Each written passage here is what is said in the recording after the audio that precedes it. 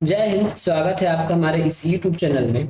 आज हम करेंगे आरआई एग्जाम जो 2017 में हुआ था, उसमें से 30 प्रश्न पूछे गए थे, जिसका 15 प्रश्न हम पहले ही चर्चा कर चुके हैं। आज हम शेष 15 प्रश्नों पर चर्चा करेंगे और महज 1 से 2 लाइन में, एक आध प्रश्न को छोड़कर महज 1 से 2 लाइन में आपका प्रश्न आने वाला है। और इसी प्रकार से ही आपको एग्जाम में बनाना है, किसी प्रकार का और अन्य मेथड मत अपनाइएगा। ठीक है, ज्यादा लिखने की भी आवश्यकता नहीं है। इसलिए आप देखिए, मैं क्वेश्चन पेपर आपके सामने लाया हूं और क्वेश्चन पेपर में ही आप किस प्रकार से सॉल्व कर सकते हैं 1 से 2 लाइन में। उससे ज्यादा आपको लिखना ही नहीं है। ठीक है, उसके ज्यादा से ज्यादा आपको लिखना नहीं है, क्योंकि बहुत सारा चीज तो आपको क्वेश्चन पेपर में लिख के दिया ही रहता है। ठीक है, तो हम एक सीरीज चला रहे हैं ओल्ड प्रश्न पत्र का, जिसको ओल्ड प्रश्न पत्र में हम सब कुछ एनालिसिस कर रहे हैं।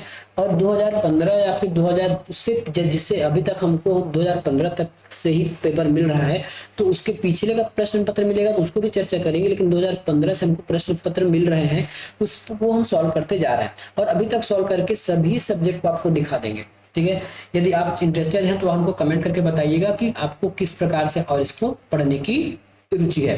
ठीक है, तो आइए सबसे पहले प्रश्न आज हम कवर करते हैं। सबसे पहला प्रश्न आज का है, एक आयताकार पानी की टंकी शीर्ष पर 15 मीटर और 6 मीटर और इसकी जो गहराई है 10 मीटर है, ये पूरा भरा हुआ है। एक टंकी का ये आयतन बताया गया है आपको, डायमीटर की उसकी जो ऊंचाई है वो 15 मीटर है, चौड़ाई 6 मीटर है और सॉरी लंबाई चौड़ाई 15 और 6 है, और उसकी हाइट है टंकी की वो 10 मीटर है। इसमें पूरा पानी ऊपर तक भरा हुआ है।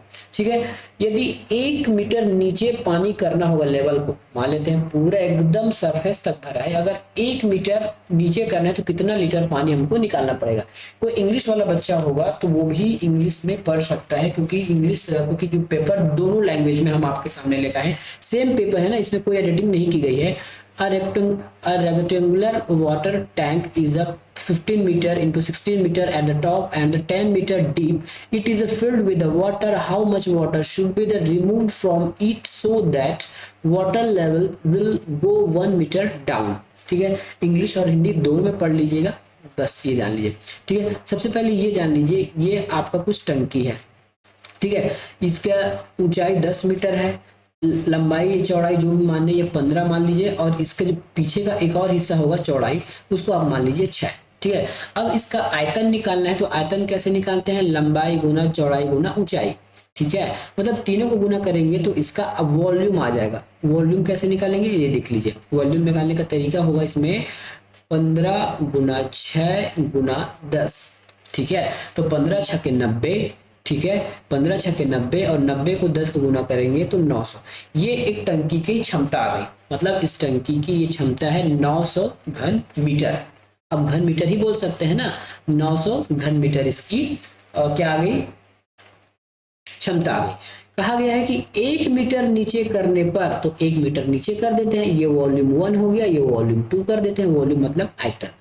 1 मीटर नीचे करना है तो केवल आपको लंबाई चौड़ाई में कोई डिफरेंस नहीं करना है, केवल ऊंचाई में करना है, क्योंकि 1 मीटर डाउन करना है ना, लंबाई चौड़ाई तो जेब का तेवर रहेगा। तो ये हो जाएगा आपका 9। ठीक है, क्या हो जाएगा 9। अब देखिए 15 छक्के 90 और 90 को 9 से गुना कीजिए। 90 को 9 से गुना करेंगे तो ये हो जाएगा आपका 9 81 810। ठीक है, जैसी 1 मीटर कम करेंगे तो इसकी वॉल्यूम हो जाएगी 810। और इन दोनों में अंतर क्या आ गया है अब। ठीक है, पहले वॉल्यूम कितना था 900 था, अब हो गया 810, मतलब 90 क्यूबिक मीटर। इसको क्यूबिक मीटर मिलते हैं ना, ये 90 क्यूबिक मीटर कम हो गया। ठीक है, 90 क्यूबिक मीटर कम हो गया, मतलब 90 घन कम हो गया आयतन में, 90 घन कम हो गया। अब इस 90 घन में कितना पानी होगा, अब इसको हमको निकालना है। तो हमको पता है, क्या पता है, 1 सेंटीमीटर क्यूब में या फिर 1 सेंटीमीटर घन में कितना पानी होता है, 1000 लीटर पानी होता है। कितना, 1 सेंटीमीटर घन में या फिर 1 सेंटीमीटर क्यूबिक मीटर में 1000 लीटर पानी होता है। तो हमारे पास कितना कम हुआ है, 90 कम हुआ है। ठीक है, तो 90 गुना आप 1000 कर दीजिए, इकाई दहाई सैकड़ा हजार 10,000 90,000, इकाई दहाई सैकड़ा हजार, इकाई दहाई सैकड़ा हजार 10,000, 90,000 लीटर पानी कम करना होगा, तब कहीं जाके वो 1 मीटर लेवल डाउन होगा। Option number A. मैं इतना आराम से बता रहा हूं ताकि आपको कोई भी दिक्कत ना हो। आंसर नंबर ए हो गया। अब देखते हैं, एक प्रश्न दिया गया है, मैं यहाँ पे डायग्राम नहीं बना रहा हूँ ना, बिना डायग्राम के ही बताऊंगा। एक शंकु का आयतन एक गोले के, हाँ, लेकिन किसी को जो पता कि शंकु भी नहीं पता होगा तब कैसे करोगे, तो मैं ये शंकु बना देता हूँ। ये आप जो आइसक्रीम खाते हो ना, ये शंकु हो गया, बाकी गोला तो आपको पता ही है, ये गोला, ठीक है। तो एक शंकु का आयतन एक गोले के आयतन के बराबर है। यदि गोले के आधार की त्रिज्या, सॉरी, यदि शंकु के आधार की त्रिज्या गोले की त्रिज्या की दुगनी है, तो शंकु की त्रिज्या तथा इसके आधार की ऊंचाई का अनुपात क्या होगा। जो कहा गया है उसमें ज्यादा लिखना बात नहीं होगा, बस ये जान लीजिए हम जो शंकु के रेडियस को आर मानने वाले हैं और गोले के रेडियस को कैपिटल आर। अब यहाँ पे कुछ रिलेट किया गया है, देखिएगा, शंकु के आधार की त्रिज्या अर्थात ये जो आर है, ठीक है, आर है वो क्या है, किसका डबल है, ये गोले के आयतन का डबल के बराबर है, 2 गुना, इस प्रकार से, ठीक है। और यदि आप आर और निकालना फाइंड करना चाहो, ठीक है, आर को आप और अच्छा लिखना चाहो तो कैसे लिख सकते हैं, इस बड़े आर का मतलब हो जाएगा छोटा आर बरा 2, ये लास्ट टाइम काम आएगा, याद रखिएगा। अब हम सीधा हमारे क्वेश्चन पे चलते हैं, जैसे जैसे कहा गया वैसे वैसे करते जाइए। हमको आयतन कहा गया तो शंकु का आयतन क्या हो जाएगा, शंकु का आयतन पहले लिखना है ना, तो शंकु का आयतन होता है, ठीक है, शंकु का आयतन हो जाएगा 1/3 पाई आर स्क्वायर एच, ये पाई आर स्क्वायर एच हो गया, ठीक है। अब बोला है गोले का आयतन, गोले का आयतन होता है 4/3 pi r cube, pi r cube, ये हो गया। अब जिसमें हमको केवल और केवल रेशियो पूछा है किसका, शंकु के ऊंचाई और इसकी त्रिज्या का, ठीक है, शंकु के ऊंचाई और गोले की त्रिज्या का हमको अनुपात पूछा है, तो बाकी का तो कोई लेना देना नहीं है। ये नीचे 3 है, नीचे तो यहाँ भी नीचे 3 है, काट दीजिए, इस पाई को काट सकते हैं इस पाई से, ठीक है, कट गया। अब केवल क्या करना है आपको, ये देखिए यहाँ पे आर चाहे तो आर भी काट सकते हैं, चलिए वैसे आर नहीं काटेंगे, ठीक है, आर को रहने देते हैं, ठीक है, आर को रहने देते हैं, आर को हम कुछ नहीं करेंगे।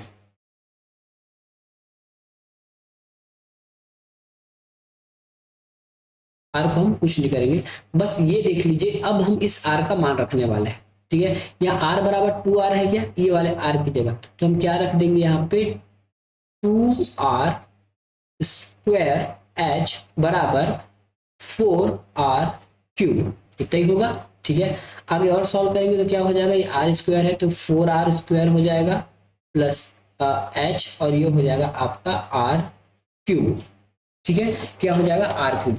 अब क्या क्या कट रहा है ये देख लीजिए, ठीक है, अब क्या क्या कट रहा है यहाँ देख लीजिए, यहाँ से आप 4 काट सकते हो, यहाँ भी 4 काट सकते हो, यहाँ 3 आर है, यहाँ 2 आर है, तो ये काट दीजिए, तो यहाँ केवल 1 आर बच जाएगा, मतलब h बराबर आर, h बराबर आर मिल गया। अब यहाँ आर की एक बार और वैल्यू रख सकते हैं क्या, कौन सा वाला, ये वाला, ठीक है, तो देख लीजिए आर h बराबर हो जाएगा स्मॉल r बटा 2, ठीक है, आर को पक्षांतर कर लीजिए तो h बराबर आर हो जाएगा और ऊपर 1/2 बन जाएगा। तो हाइट और रेडियस का जो है ना, हाइट और जो रेडियस का जो अनुपात आ गया वो 1/2 आ गया। यहाँ पूछा भी गया है, देखिए यहाँ से देखिएगा, कभी रेडियस पहले पूछता है कभी हाइट, तो यहाँ साफ लिखा गया ऊंचाई तथा इसकी त्रिज्या, तो हाइट और त्रिज्या, तो h ऊपर वाला ऊपर, नीचे वाला नीचे, 1/2, 1/2 कहाँ लिखा है, ऑप्शन नंबर बी में। मैं आपको बहुत स्लो से बता रहा हूँ इसलिए समय लग रहा है, आप एग्जाम में इससे भी फास्ट बना सकते हो। अगला प्रश्न ये देखिए, इसे तो केवल ट्रिक से बनने वाला है, ठीक है, थोड़ा बड़ा कर दें क्या ताकि आपको दिक्कत ना हो, ये थोड़ा मैं बड़ा कर देता हूँ, ये इस प्रकार से, ठीक है। क्या बोला गया है, 2017 की पावर है 22 और 23 से भाग देंगे तो शेषफल क्या बचेगा, कुछ इस प्रकार से लिखा है क्या ये प्रश्न, मैं यहाँ लिख दूं क्या, 2017 की पावर 22 है और नीचे लिखा है 23। देखिए नीचे प्राइम नंबर है क्या 23, बिल्कुल प्राइम नंबर है, और नीचे प्राइम नंबर है और ऊपर अगर एक कमी है पावर में तब इसका आंसर हमेशा 1 आता है। क्या कहा मैंने, यदि नीचे प्राइम नंबर है और ऊपर पावर इससे जस्ट 1 कम है, इसका मतलब यहाँ पे हमेशा एक आंसर आने वाला है। ये देखिए, इसको सॉल्व करने की कंजट मत कीजिएगा, बस इतना याद करेंगे तो आपको 1 नंबर फ्री में मिल जाएगा।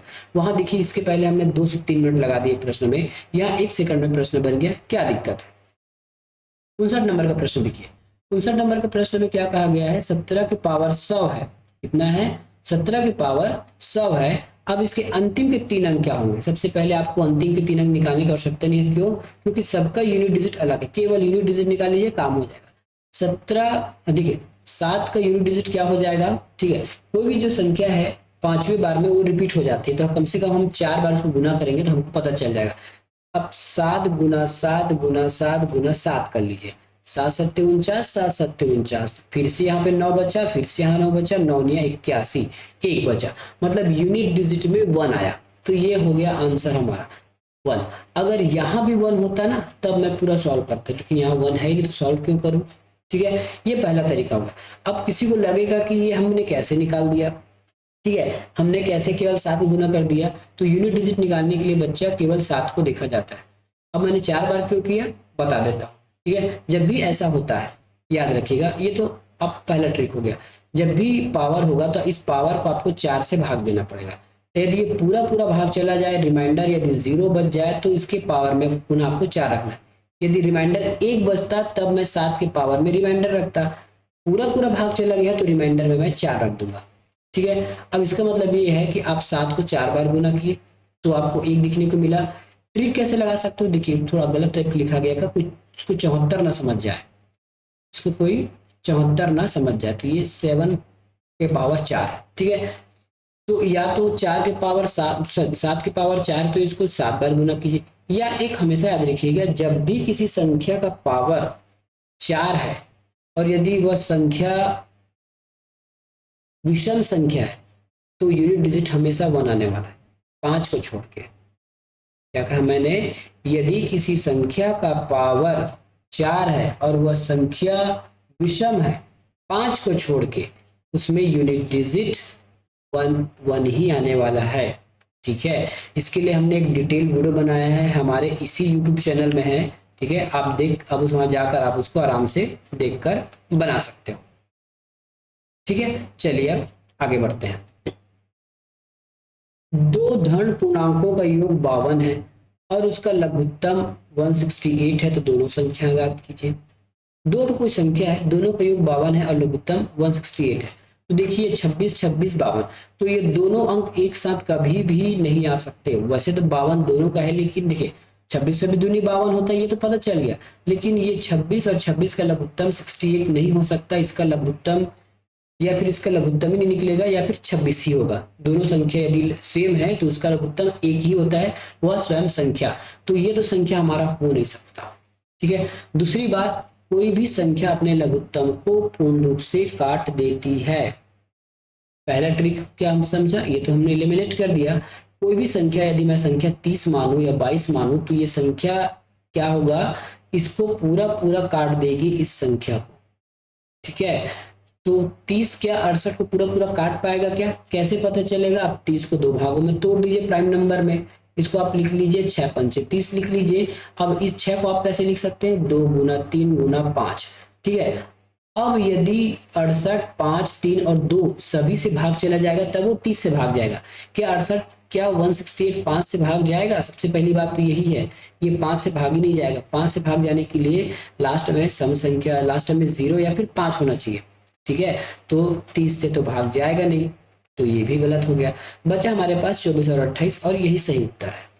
कैसे हमने किया? 24 भी कट जाएगा, 28 से भी कट जाएगा। ठीक है, दूसरा ऑप्शन ये है कि आप इन दोनों संख्या का आप एलसीएम भी निकाल लो तो भी 68 आएगा, तो भी आपका काम बन जाएगा। देखिए जितना ज्यादा लॉजिकल वे से बनाएंगे ना उतना ज्यादा अच्छा है। कोई भी ट्रिक या फिर कोई भी सूत्र के पीछे मत पड़े रहिए, आपको ट्रिक और सूत्र याद नहीं होने वाले हैं। ठीक है, बेसिक वीडियो हमारे इसी यूट्यूब के चैनल में है, आप जाकर अच्छे से पढ़िए, पूरा नंबर सिस्टम आपको बहुत अच्छे से बताया गया है। चलिए अब इसका एलसीएम निकालेंगे। एलसीएम जब भी निकालना होगा ना तो बड़ी संख्या को पहले पकड़ना और इसको प्राइम फैक्टर करना। 28 को हम कैसे लिख सकते हैं? 14 दूनी 28 लिख सकते हैं क्या? तो 14 दूनी 28 का 2 तो लिख लिया। अब 14 को कैसे लिख सकता हूँ? 7 दूनी 14, तो ये 2 सॉरी ये 7, फिर से लिख दूं क्या? अच्छे से नहीं जो है ये। ठीक है, 7 दूनी 14 लिख सकता हूँ ना, तो 14 को मैं 7 दूनी लिख सकता हूँ, तो ये 7 गुना 2 गुना 2, 7 दूनी 14 14 दूनी 28। ठीक है, अब 24 को हमको प्राइम फैक्टर करना है। 24 को कैसे प्राइम फैक्टर कर सकते हैं? 12 दूनी 24 होता है क्या? ये 2 लिख लिया। और 12 को कैसे लिख सकता हूँ? 12 को लिख सकता हूँ 6 दूनी 12, तो ये 2 लिख लिया। 6 को कैसे लिख सकता हूँ? 3 दूना 6, ये 3 दूना 6, तो 2 दूनी 4, 4 दूनी 2 दूनी 4, 2 दूनी 4, 4 दूनी 8, सॉरी ये गलत हो गया जी, ये प्राइम फैक्टर इसका गलत हो गया। दूसरा प्राइम फैक्टर करता हूँ, 24 है ना, तो 12 दूनी 24 हो जाएगा, तो मैं ये 2 लिख दिया। ठीक है, 12 दूनी 24 का 2 आ गया, बचा मेरे पास 12, तो उसको मैं 6 दूनी 12 लिख सकता हूँ, तो 2 फिर आ गया। 6 को 3 दूनी 6 लिख सकता हूँ, है ना, तो ये 3 गुना 2 हो गया। 2 एकम 2, 2 दूनी 4, 4 2 2 दूनी 4, 4 दूनी 8, 8 दिया 24। ठीक है, अब कैसे करना है देख लिया, हमारे पास यहाँ 2 2 पहले से है क्या, तो इस 2 2 को पहले से काट, यहाँ पे 2 2 काट दिया, बचा हमारे पास 2 और 3, मतलब 6 बचा ना, या फिर सीधा 2 और 3 ही लिख लीजिए, ये आपके एलसीएम निकालने का तरीका है। अब पूरे को गुना करेंगे तो आपको 68 मिलेगा। एलसीएम निकालने के एक और तरीका है, वो भी मैं आपको यही डिस्कस कर देता हूँ ताकि दिक्कतें ना हो आपको। तो सबसे पहले यहाँ 24 लिखिए, 28 लिखिए, 2 से भाग देंगे तो ये 12 बार में और ये 14 बार में, फिर से 2 से भाग देंगे तो ये 6 बार में और ये 7 बार में। ठीक है, फिर से 2 से भाग देंगे तो ये 3 बार में और ये 7 बार में। अब देख लिए आपके पास वही नंबर आ गया। ठीक है, 1 2 2 आपको 3 बार मिला है, तो देखिए 1 2 3, 2 3 बार मिला है, 3 और 7, ये देखिए 3 और 7, सेम वही चीज जो मैंने आपको लॉजिकल बताया था ये। तो आप इसी प्रश्न को देखिए कितने प्रकार से बता, हो सकता है आपको ये लंबा लग रहा होगा, मैंने आपको बहुत सारे तरीके सॉल्व करने के इसमें बता दिए। चलिए अब आगे चलते हैं, एक एक प्रश्न को ज्यादा समय नहीं देते हैं। अब इसको देखिए, ये आपको कभी कभी परेशान कर सकता है, लेकिन ये प्रश्न आपको परेशान करने के लिए नहीं दिया गया है एग्जामिनर ने, केवल आपको नंबर गेन करने के लिए दिया है। जब भी ऐसा प्रश्न हो गया ना, तो लास्ट में देखना, ये लास्ट में क्या लिखा है, 1/3 लिखा है ना, तो सबसे पहले इसको 1 और 3 लिख लीजिए। उसके बाद कितने प्लस है, 1 2 3 प्लस है, तो 3 घर बनाइए, ये 3 घर। अब सभी को जोड़ते जाइए, 3 और 1 हो जाएगा 4, 4 और 3 को जोड़ेंगे तो 7, और 7 और 4 को जोड़ेंगे तो 11। अब इसको वापस पलट कर लिख दीजिए, 11/7, यही हमारा आंसर है, यहाँ पे 11/7। देखिए, तो कुछ प्रश्न आपको लॉन्ग होगा, कुछ प्रश्न आपके लिए शॉर्ट होगा, बहुत जल्दी आपको आंसर आने वाला है इस ऐसी प्रश्न बनाने में। ठीक है, चलिए आगे बढ़ते हैं। अब ये प्रश्न आपको और शॉर्ट होने वाला है। ठीक है, आपको क्यूब निकालना है, 0.02 गुना 0.02 गुना 0.02। ठीक है, अब ये तो आपके बच्चे वाला तरीका हो गया, फिर भी निकाल लेते हैं बच्चे वाले तरीके से। 2 एकम 2, 2 दूनी 4, 4 दूनी 8, तो ये 8 तो आने वाला है। कितने घर के बाद आपको डॉट लगाना है, 1 2 3 4 5 6 घर के बाद। एक घर हमारे पास पहले ही है, तो 2 3 4 5 6 पॉइंट, तो 8 के पहले 5 जीरो होना चाहिए, 8 के पहले 1 2 3 4 5, ऑप्शन नंबर सी आपका सही उत्तर है। कौन सा, ऑप्शन नंबर सी इसका सही उत्तर है। ये तो आप लॉन्ग मेथड में कर लिए, लेकिन जब भी ऐसा होगा तब क्या करेंगे, शॉर्टकट मेथड देखिए, हम दोनों मेथड बता देते हैं ताकि आपको दिक्कत ना होगा। अंदर में कितने पॉइंट के बाद, हाँ अंदर में कितने संख्या के बाद दशमलव है, 2 संख्या, तो इस 2 का गुना आप ये बाहर वाले पावर में कर दीजिए, 3 है ना, तो 2 दूना 2 और 3 होएगा 6। इसका मतलब है कि 6 घर के बाद अब डॉट लगने वाला है। ठीक है, पहला मान लिए। अब इस 2 का क्यूब करेंगे तो 8 हो जाएगा, और हमने निकाला है कि 6 घर के बाद हमको डॉट लगाना है, तो 1 2 3 4 5 6, सेम आंसर। ठीक है, आपने गुना करके निकाला, यहाँ आपने लॉजिक वे से निकाला, आंसर वही आएगा। अगला प्रश्न, अब देखिए, अब इसमें आपको दिया गया है कि 2 गुना 2 गुना 2 प्लस 3 गुना 3 गुना 3 पावर 17 किससे विभाज्य है, मतलब 5 से भाग जाएगा, 25 से भाग जाएगा, 125 से जाएगा, या फिर सभी से जाएगा। अभी निकाल के बता देते हैं कि किससे जाएगा। ठीक है, सबसे पहले हम इसको सॉल्व करेंगे, तो 2 दूने 4, 4 दूना 8, ये 8 हो गया, प्लस 3 तिया 9, 9 तिया 27, ये 27 हो गया। ठीक है, पावर 17, ये मैंने आपको बताने के लिए किया, लेकिन एग्जाम में आप कैसा करोगे, सीधा क्या करोगे, ये हो जाएगा आपका 2 दूने 4, 4 दूनी 8, उसके बाद 8 आ गया, आप 8 को अपने मन में रखिए, 3 तिया 9, 9 तिया 27, और 27 और 8 को जोड़ दीजिए। जैसे ही 27 और 8 को जोड़ेंगे तो आपको मिल जाएगा 35। ठीक है, तो आप सीधे इस वाले चरण में आ जाएंगे, 35 के पावर 17। ठीक है, अब देखिए क्या 35 है ना, क्या 35 5 से कट जाएगा? क्या 5 35 को काटेगा? बिल्कुल काटेगा। अब हम क्या करेंगे, इसको ना 35 गुना 35 गुना 35 ऐसे करके आप ना 17 बार लिख लीजिए। वैसे 17 बार लिखने की आवश्यकता नहीं पड़ेगा, 3 बार लिख लीजिए, आपको यही सॉल्व हो जाएगा। ठीक है, इसको फिलहाल 17 बार मैं मान के चल रहा हूँ। ठीक है, अब देखिए ये इस 35 को हम 5 से भाग देंगे तो चला जाएगा। अब ये 35 गुना 35 को यदि हम 25 से भाग दें तो भी चला जाएगा। और ये 25 अगर 35 को अगर 3 बार गुना करेंगे तो गुना में जो आंसर आएगा वो हमारे 125 से भी कट जाएगा। ठीक है, वो 125 से कट जाएगा तो आगे की जितनी संख्या है ना वो सब कट जाएगी। इसका मतलब हमारा आंसर हो जाएगा उपयुक्त में से सभी। अब किसी को डाउट हो रहा होगा कि ये कैसे कटेगा, मैं अभी आपको काट के दिखाता हूँ। 35 से 5 तो कट जाएगा, नहीं तो आप मानते हो ना 5 सत्ते 35 कट गया, मतलब मेरा 5 से कट गया। अब मैंने कहा था कि 35 गुना 35 मेरा 25 से कट जाएगा। 25 को मैं क्या लिख सकता हूँ, 5 गुना 5 लिख सकता हूँ क्या? बिल्कुल लिख सकता हूँ भाई। तो ये 5 ये काटेगा, ये 5 इसको काट देगा, नीचे बच गया 1, मतलब पूरा संख्या कट गया। अब मैंने तीसरा कहा था कि जो 35 का जो क्यूब होगा, मतलब 35 को यदि आप 3 बार गुना करोगे तो मेरा 125 से भी कट जाएगा।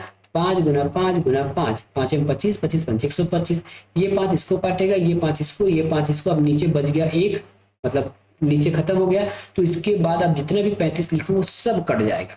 तो इसके हिसाब से मेरा आंसर आ गया उपरोक्त में से सभी जो है 35 को, सभी जो है इस संख्या को भाग दे देगा। अगला प्रश्न 64 नंबर का प्रश्न है, इसको आप हल करके बताइए कि इसका आंसर क्या आएगा। 0.237 0.237 0.237 प्लस 0.763, इसको पढ़ते रहिए। ये कुछ नहीं है, आपकी ये ABCD के फॉर्म में रहता है ना। तो ये है, देखिए ये आपके A क्यूब है प्लस ये आपके B क्यूब है। ठीक है, A क्यूब B क्यूब है, और नीचे ये क्या चीज है, देखिए आपकी ये A स्क्वायर टाइप का दिख रहा है क्या, माइनस ये AB हो जाएगा, क्या हो जाएगा, माइनस। ठीक है, क्या हो जाएगा, ये माइनस, माइनस है कि प्लस है जी, माइनस में है, कोई दिक्कत नहीं है। तो ये माइनस है तो ये हो जाएगा आपका AB, ये AB हो गया, प्लस में हो जाएगा B स्क्वायर, बस इतना ही है। ठीक है, तो जमा के लिखेंगे तो मैं कैसे लिख पाऊंगा इसको, A cube plus B cube plus A square plus B square minus AB। 2 है कि कहीं पे 2 नहीं है, B स्क्वायर है बस। ठीक है, केवल और केवल B स्क्वायर है, तो ये B स्क्वायर हो गया। अब A cube plus B cube को यदि हम एक्सपेंड कर दें तो कैसे लिख सकते हैं इसको, A क्यूब B को एक्सपेंड करेंगे तो हम इसको लिख सकते हैं A प्लस B। ठीक है, उसके बाद हम लिख सकते हैं A स्क्वायर। ठीक है, A स्क्वायर के बाद हम लिखेंगे B स्क्वायर। ठीक है, और ये AB था ना, सॉरी ये AB था, ये AB माइनस AB लिख सकते हैं। ठीक है, अब नीचे हमारे पास already A square plus B square minus AB तो पहले से है, तो ये ऑटोमेटिक कट गया, बचा हमारे पास A प्लस B। क्या बचा, A प्लस B, और A प्लस B को आप जोड़ दीजिए तो ये हो जाएगा 0.237 है क्या, 0.237 और 0.763, इसको जोड़ दीजिए, ये हो गया आपका 6 4 10, तो 7 3 10, 6 4 10, 7 3 10, ये हो जाएगा 1, मतलब 1 आ गया। ऑप्शन नंबर 20 का सही उत्तर होगा। अगला प्रश्न, अब आपको गुणनखंड करना है, कैसे करना है, कैसे गुणनखंड करना है इसको देखते जाइए। ठीक है, गुणनखंड करना है, कैसे करना है, बस गुणनखंड करते जाइए और संख्या निकालिए। 3 2 को गुना करेंगे तो 6, 6 और 2 को गुना करेंगे तो यहाँ 12 हो जाएगा, और 12 और 2 को गुना करेंगे तो ये 24 हो जाएगा। इजली प्रश्न है ये, तो हमारा क्रमशः आ गया 6 12 और 24, ऑप्शन नंबर ए, 6 12 और 24। दूसरा प्रश्न है, यदि दो संख्याओं का जो अनुपात है 3:2 में है और उनका महत्तम 15 है तो उनका लघुत्तम समापवर्तक क्या होगा, लघुत्तम समापवर्तक क्या होगा। देखिए इसके 2-3 ट्रिक है बनाने के। सबसे पहला ट्रिक है कि संख्या, यदि महत्तम समापवर्तक उन संख्याओं को पूर्ण रूप से भाग देता है, लेकिन यहाँ देख लीजिए है ना, जो लघुत्तम है वो महत्तम है वो लघुत्तम को भाग दे देते हैं, लेकिन हमारे पास ऑप्शन 45 30 90 ये तीनों 15 से भाग चले जाएंगे, तो पहला ट्रिक तो हमारा काम आने वाला है। अब एक और ट्रिक है हमारा एलसीएम निकालने का। एक ट्रिक क्या है ये देखिए, ये है कि संख्या a Guna b Guna HCF, तो यहाँ से एलसीएम निकल जाता है, एलसीएम। ठीक है, ए बी का मतलब होता है आपके जो ये वाला 3 गुना 2, भले ही वो अनुपात में लिखा है, आप ऐसे आंसर सॉल्व कर लीजिए। और एचसीएफ, एचसीएफ का मतलब होता है यहाँ पे 15, इसको गुना करेंगे तो हमारा एलसीएम निकल जाएगा 15 दूना 30, 30 तिया 90, ये हमारा आंसर हो गया। ठीक है, तो इतना शॉर्टकट था ये बनाने में, आपको देखने में बड़ा भारी लग रहा है, ऐसे बनाइए, बहुत अच्छे से आप प्रश्न पता चल जाएगा कि किस टाइप के प्रश्न आते हैं। अगला प्रश्न देखते हैं, अगला प्रश्न क्या है। ठीक है, अगला प्रश्न है आपको y और इसका कुछ मान निकालने के लिए आपको कहा गया है। y बराबर 8 है, सॉरी x बराबर 8, y बराबर 4, z बराबर 27 है। तब आपको इसका मान निकालना है। जब भी आप इस प्रकार से देखिए, जब भी आप ये माइनस वाला रहेगा ना पावर, इसका मतलब ये उल्टा लिखा गया है। उल्टा कैसे लिखा गया है ये देखिएगा, मतलब ये है आपका x के पावर है ना, तो ये x के पावर आपके डाउन में आ जाएंगे, x की पावर क्या हो जाएंगे, डाउन में आएंगे। सबसे पहले तो हम इसका मान रख लेते हैं, मान रख लेंगे तो ये क्या हो जाएगा, ये x की जगह 8 है तो ये 8 और इसके पावर -2/3, ठीक है, गुना y का मतलब होता है 4 और 4 का इसका पावर दिया है -3/2 और z का होता है 27, ये हो जाएगा 1/3। यदि माइनस लगा है मतलब ये उल्टा है, ऊपर में है, इसको नीचे अगर सही स्थान में लाना है तब कैसे करेंगे, इसको नीचे रख लीजिए, आंसर बन जाएगा।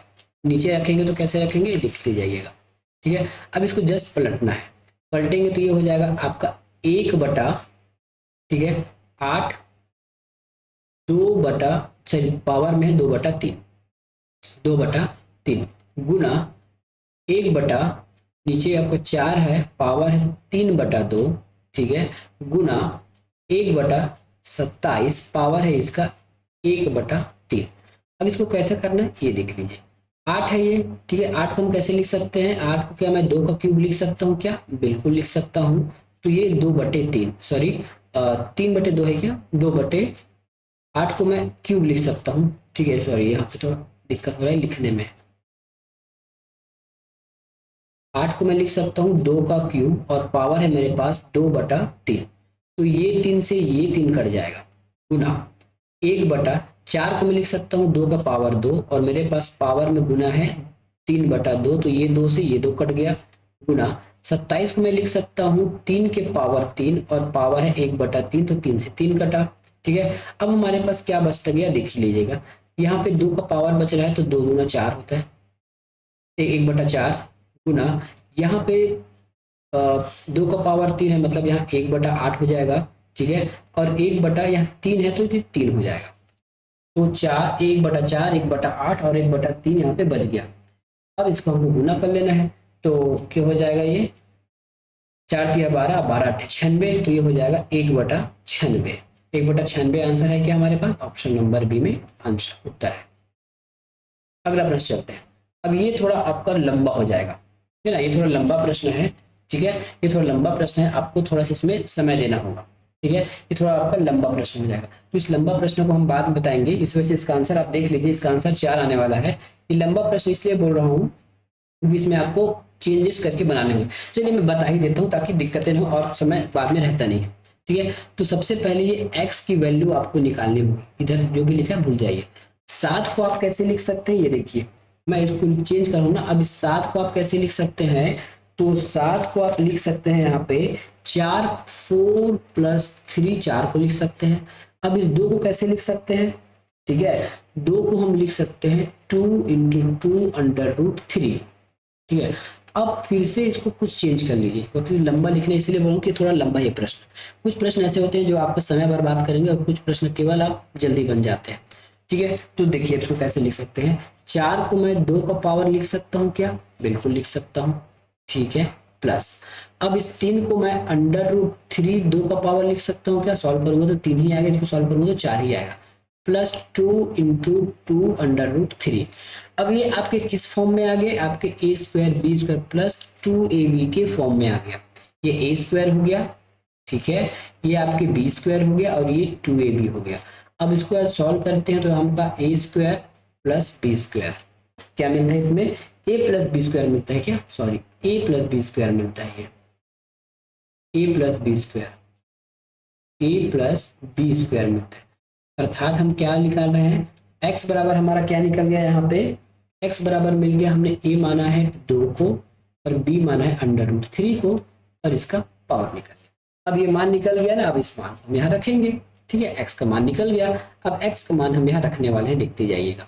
x का मान हम रखेंगे 2 + √3 और ये सभी का है √ ऐसा, ये देखिए +1, ठीक है, +1 है। अब √ में सेम इसी मान को और रख देते हैं, 2 + √3, 2 + √3। ये पावर है क्या, यहाँ पे पावर है तो यहाँ भी पावर है, यहाँ भी पावर है, यहाँ भी पावर है। ये पावर से ये रूट कट जाएगा, इस पावर से ये रूट कट जाएगा।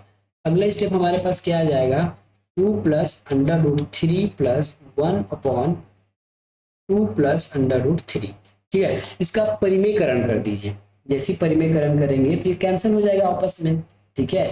जैसे आप इसका परिमेयकरण करते हो तो इसका जो मान है वो कैंसिल हो जाता है। परिमेयकरण करने पर माइनस प्लस चिन्ह चेंज हो जाता है, ठीक है।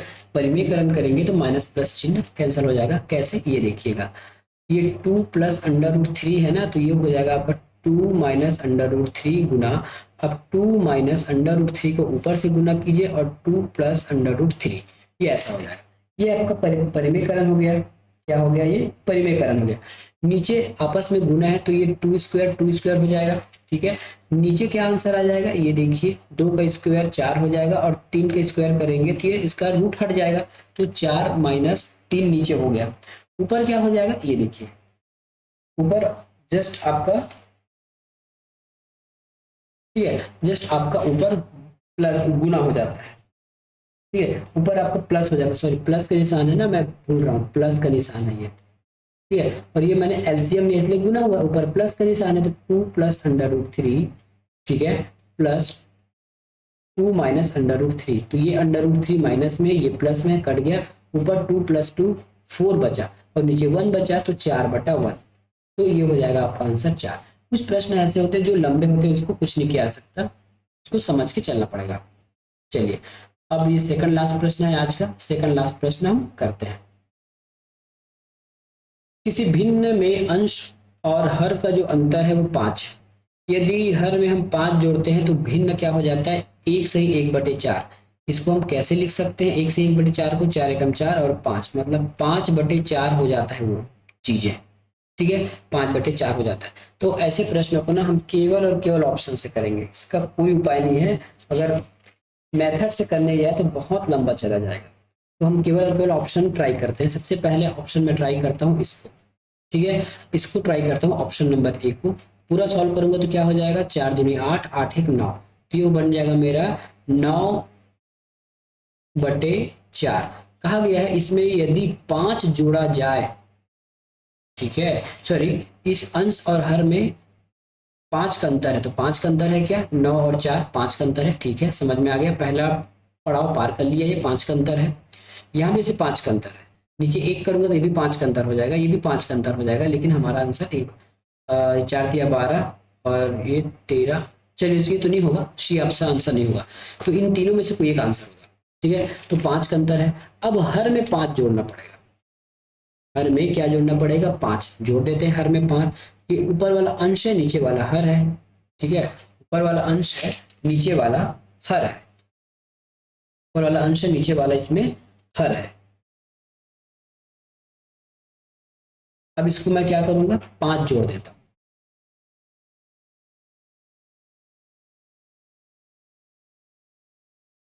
ठीक है। अब इसमें मुझे हर में 5 जोड़ना है, तो 5 जोड़ूंगा तो 5 और 4 9 हो जाएगा, ठीक है। तो अगला संख्या मेरे पास हो जाएगा 9/9, तो ये लास्ट में मेरे पास 1 बचा। अब ये जो आंसर आया है 1, ठीक है, अपने पुराने से कितना कम है, 5/4। यदि मैं 9/4 में 1 माइनस करूं, यदि मैं 9/4 में 1 माइनस करूं तो मुझे 5/4 मिलना चाहिए, करके देखता हूँ, 9/4 - 1, ठीक है। तो एलसीएम आ जाएगा 4, इधर आ जाएगा 9 और ये आ जाएगा 4, तो ये हो जाएगा 5/4, मतलब ये मेरा ऑप्शन सही हो गया। ये मुझे आंसर पता था इसलिए मैंने करके देख लिया, बाकी आप बाकी में भी आप करके देख सकते हो, कोई दिक्कत नहीं होगा, ठीक है। सबसे पहले इसमें आप 5 जोड़ देंगे 6 में, ऑप्शन नंबर बी को एक बार बना के देखते हैं, चलिए, ठीक है। तो ये अंतर 5 का, ये तो ठीक हो गया। इसमें अगर 5 जोड़ते हैं तो ये हो जाता है 1/6, 5 11, ये 11 हो गया। ठीक है। अब क्या इसका अंतर पहले कितना था, ये 1/6 था, अब हो गया 1/11। अब इसको अंतर करेंगे तो इतना आना चाहिए, 5/4 आना चाहिए। आएगा क्या, नहीं आएगा। 11 छके 66 तो ऐसे ही हो गया, 11 एकम 11, ठीक है, और 6 एकम 6, तो ये कितना हो जाएगा आपका 5/66 हो जा रहा है, जो अंतर हमारा सही नहीं बैठ रहा है। इस प्रकार से आप फास्ट तरीके से भी करके देख सकते हो। तो आंसर हो गया हमारा ऑप्शन नंबर ए। लास्ट प्रश्न है आज का। एक रेलगाड़ी, ठीक है, एक जो रेलगाड़ी है 300 किलोमीटर की दूरी 30 किलोमीटर प्रति आवर की औसत चाल से चलती है, और आगे इसी दूरी को 60 किलोमीटर प्रति आवर की औसत से चलती है, तो गाड़ी की औसत चाल क्या होगी। देखिए, जब भी समान दूरी को यदि कोई तय करता है अलग अलग स्पीड से, तब उसकी औसत निकालने के लिए हमारे पास ट्रिक होता है, या फिर जो भी कहें 2xy x प्लस वाई, ठीक है, 2 हो गया, और ये x प्लस वाई क्या है, ये x है और ये y है, ये चाल ही है, कुछ नहीं है। ये औसत चाल का फार्मूला है ना, याद रखिएगा। तो ये हम यहाँ लिखेंगे 30 गुना 60, ठीक है, और 60 और 30 को जोड़ेंगे तो ये हो जाएगा 90। तो ये कट जाएगा 0 से, ठीक है, तो उसके बाद कट जाएगा 3 से, 3 एकम 3, 3 तिया 9, 3 एकम 3, 3 दूना 6, ठीक है, 3 दूना 6। यहाँ पे क्या बचा था, यहाँ पे 10 बचा था, ठीक है, यहाँ पे क्या बचा था, 10 बचा था। अब देख लिए, ये हो गया 10 दूना 20, 20 दूना 40, तो ये हो जाएगा आपका 40 किलोमीटर प्रति आवर। आंसर हो जाएगा आपका ऑप्शन नंबर बी में। तो इस प्रकार से इस क्वेश्चन को आपको सॉल्व करना था। तो आज हमने पूरे 15 क्वेश्चन आपको बता दिए, जिसमें से रेवेन्यू इंस्पेक्टर का, रेवेन्यू का है ना, रेवेन्यू इंस्पेक्टर का जो प्रश्न था उसको पूरा हमने 30 नंबर का पूरा प्रश्न कंप्लीट हो गया आज, ठीक है। यदि किसी प्रकार की आपको कोई क्वेरी है तो जरूर आप हमको कमेंट करके पूछ सकते हैं। मिलेंगे अगले वीडियो में, धन्यवाद।